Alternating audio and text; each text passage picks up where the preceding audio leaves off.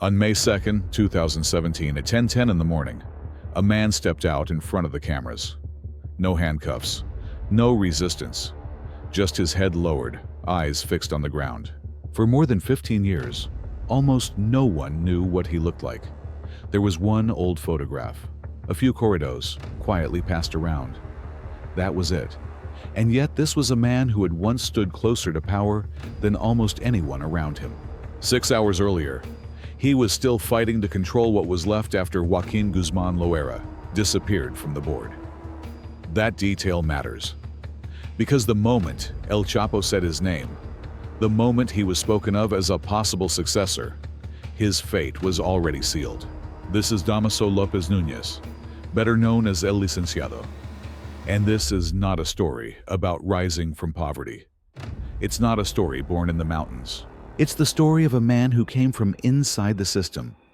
Someone who believed that access, influence, and quiet power could replace bloodlines.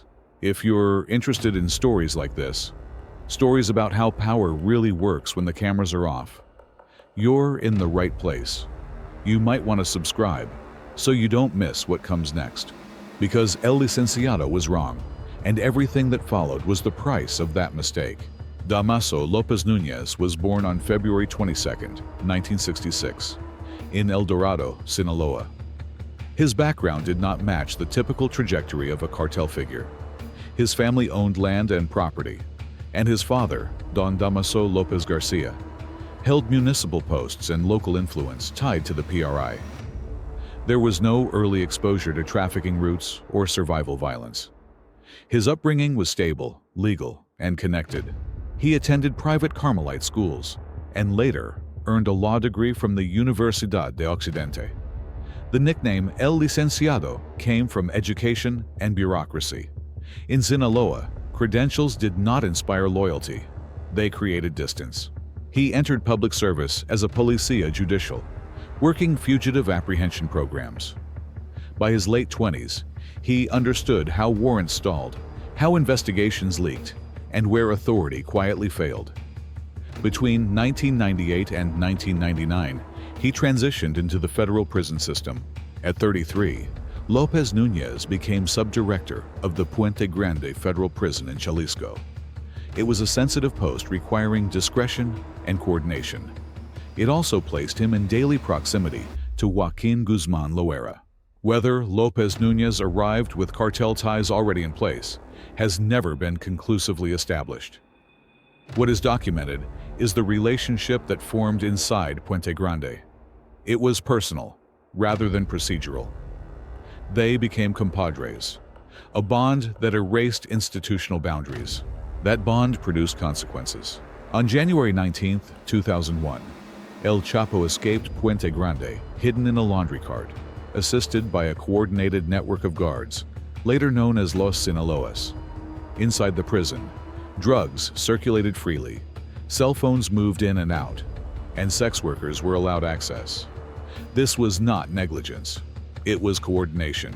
López Núñez had formally resigned in October 2000.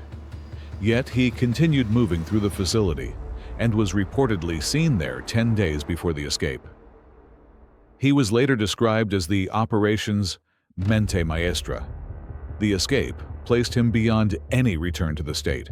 From that point forward, he was no longer a facilitator on the margins. He was inside the decision-making circle. After 2001, López Núñez formally entered the Sinaloa Cartel and advanced rapidly. He did not rise through spectacle or street violence. He rose through utility. He advised on expansion, mediated disputes, coordinated logistics, and supervised his own armed wing when enforcement was unavoidable. Within the organization, his standing was widely described as on the same level as Ismael El Mayo Zambada and Juan José El Azul Esparragosa. For more than 15 years, López Núñez was considered one of the most powerful figures inside the cartel, despite rarely appearing in public. This was the basis of his role as El Chapo's right-hand man.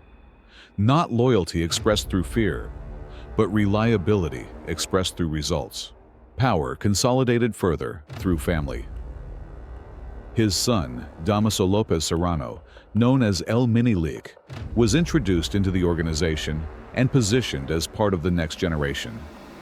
He was also El Chapo's godson, reinforcing the family's standing. Together, the Damaso family built a parallel structure inside the cartel: bribery networks, corrupt officials, and internal intelligence sources operating alongside the main hierarchy. It was not a rival cartel. It was a structure within one. Internationally, Lopez Núñez handled the cartel's most sensitive relationships. He became the primary intermediary with producers and traffickers in Colombia and Peru, managing supply agreements rather than street operations. He oversaw transit corridors moving shipments through Panama, into Mexico, and onward to the United States. According to estimates cited by investigators and media at the time, his operations alone generated roughly $280 million in 2013. That financial weight explained El Chapo's reliance on him. It also explained why his name carried risk. On February 22, 2014, El Chapo was captured in Mazatlan. When asked who might succeed him, he answered, "Mi compadre Damaso." In Sinaloa, such words do not protect, they expose. Instability deepened in July 2015, when El Chapo escaped again from the Altiplano prison through a 1.5-kilometer tunnel, allegedly coordinated with assistance from Emma Coronel. 6 months later, in January 2016, he was recaptured. In May 2016, he was extradited to the United States. The patron was gone permanently. Before extradition, El Chapo reportedly urged unity, asking Lopez Núñez to work alongside Los Chapitos. Lopez Núñez refused. Instead, he consolidated his own forces, forming Fuerzas Especiales Damaso, Fed, and securing control across southern Sinaloa and Baja California Sur. Among those operating within this structure was Melissa Calderon Ojeda, whose involvement intensified the conflict. What followed was not succession. It was a three-sided war.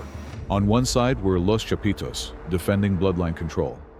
On another were the remnants of the Beltran Leyva organization, weakened but still armed. On the third was Dámaso López Núñez, increasingly aligned directly or indirectly with CJNG, betting that outside muscle could offset internal legitimacy. Violence escalated across 2016. Territories changed hands quickly. Alliances shifted. Strategic restraint gave way to reactive attacks. Ismael El Mayo Zambada attempted mediation. Meetings were arranged. Messages were exchanged. At least one attempt reportedly ended in a shootout, confirming that the old mechanisms of control no longer worked. During this period, multiple police officers were killed in targeted attacks. Authorities allege that some had acted as protectors or facilitators for Damaso's faction. Whether every case fit that description mattered less than the impact. Public pressure increased and enforcement intensified. By late 2016, Lopez Núñez appeared close to consolidating influence in parts of Sinaloa and Baja California Sur. But power, without consensus, isolates quickly. Allies grew cautious. Channels closed. Protection thinned. By early 2017, the cartel had not turned against him all at once. It simply stopped moving with him. Facing isolation on the ground, Lopez Núñez turned back to systems. He hired a hacker to conduct an information war. Bots, coordinated messaging, and planted narratives designed to shift blame for the violence onto Los Chapitos and force state action against them. The effort collapsed from within. The hacker was an undercover agent. Communications became evidence. Surveillance footage surfaced showing Lopez Núñez dining at a marisqueria in Mexico City, far from the protection he once relied on. Visibility became liability. In the early hours of May 2, 2017, at approximately 3 a.m., authorities surrounded residential areas in Anzures, Mexico City. For 6 hours, they searched the building. When they reached the apartment, the door was forced open. Lopez Núñez hid in the bathroom. There was no gunfire and no escape attempt. At 10:10 a.m., he was led outside, uncuffed, silent, head lowered. What followed came after his arrest, not before it. With Lopez Núñez in custody, protection collapsed. Family members and close associates were targeted and killed in retaliatory attacks, signaling that the conflict had moved beyond leadership disputes. Under mounting pressure, El Mini Lick surrendered to U.S. authorities in mid-2017, choosing cooperation as a survival decision after his father's arrest. Lopez Núñez himself agreed to cooperate, entering the Witness Protection Program and providing information in exchange for reduced consequences. In U.S. court filings, his son later admitted to multiple killings and kidnappings. In 2022, El Mini Lick was released from U.S. custody, long after the struggle that consumed his family had ended. The man once considered indispensable to the cartel's machinery was no longer part of it. The power struggle moved on, leaving behind fractured alliances, dead relatives, cooperating witnesses, and a structure that no longer needed him. Damaso López Núñez did not lose power all at once. He lost protection first. After his arrest, the structure around him collapsed inward. Family members and close associates were hunted down and killed. What had once been influence became liability, and loyalty dissolved the moment it stopped being useful. This was the real consequence of his choices. Not prison, not testimony, but the destruction of everyone who stood close enough to him to matter. Stories like this don't end when the cameras turn off. They echo through the people left behind, long after the power struggle moves on. If you're here for these stories told carefully, without myths, without glorification, consider subscribing to Shadow Archives. We'll keep uncovering what power really costs and who ends up paying for it.